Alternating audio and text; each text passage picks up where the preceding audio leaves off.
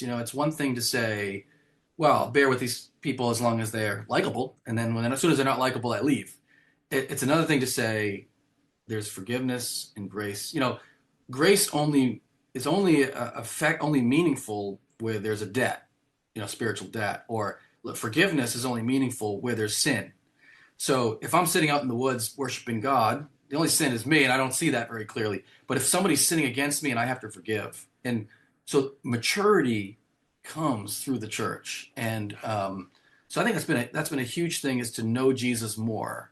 I don't think I would know him nearly as well as I do without the church. I make a point in the conclusion to say I'm not saying you can't be a Christian if you don't go to church. Um, I am saying there's a lot of problems with that, but yes, you could potentially be, and there are some unique circumstances. Missionary who's on a mission field where there's no one around as a Christian, or someone in prison. Some prisons have churches, but so there are times which it might be just you. But even those who are on a mission field should be connected to a church back home, I think, or wherever their home place is. But so there's something we grow and mature through. That's one thing. But another thing I would say is I genuinely, have learned. I'm learning to love people. So I'm an introvert. So I'm happy being by myself for a long time. But it's not just a matter of what I get out of it spiritually, personally, but that I've grown to really genuinely have affection and love for these people.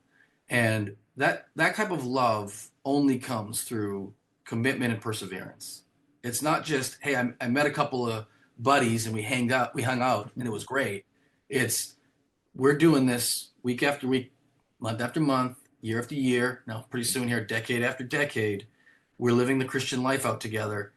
They know my faults. I know their faults. And I really love these people. And that's a preparation for glory right there, right? I mean, yes, in heaven, there'll be no more sin, but we're really learning perseverance. We're learning how to love as God loves us. So I don't want to just say that I got something out of being part of the church. It's also just a real sense of love for these people. It's been, just a little bit of side note, because something you said, Randall. It has been a rough road. So sometimes people say, "Well, you're part of a great church that loves you." Easy for you to say. Those are some big. Somebody said that. Some big assumptions of some of the stuff that it took to get to where we are at. There have been very hurtful. There were times where I felt like I think I don't not only want to leave ministry, but leave church and just in general. Like, I just don't want to be part of this anymore. Whatever. There have been some hurtful times. There have been some hurtful things said and done.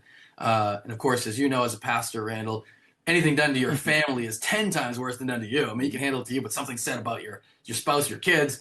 So, I've seen it all. And I've talked to a lot of pastors and church people who have seen the dark side of the church, and have dealt with the most horrendous things you can imagine within the church. Either they've received it or had to deal with it within the congregation.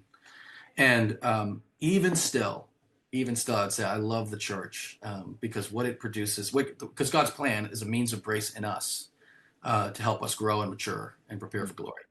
And of course, it's witness and so forth. But yeah, one of my favorite, maybe my favorite part of the book is actually right near the beginning, where you have this heading called "One You Can Kiss and Smell," and talking about like how like the old term for it used to be incarnational, the way that church is, like, it's being in person, especially. It's like, it's like when I see that person over there living out the fruit of the spirit or something, it's like I can see the fruit of the spirit better, sometimes better than when I read the list in the Bible. It's like, oh, that's what kindness looks like. Oh yeah, and I learned so much from other people in the church. I have yet to meet a Christian who's not better than me at something. Thanks for watching. If you found this video helpful, be sure to give it a thumbs up and subscribe to our channel so you don't miss what's next. Want to support the work we're doing in New England? Check out the link in the description.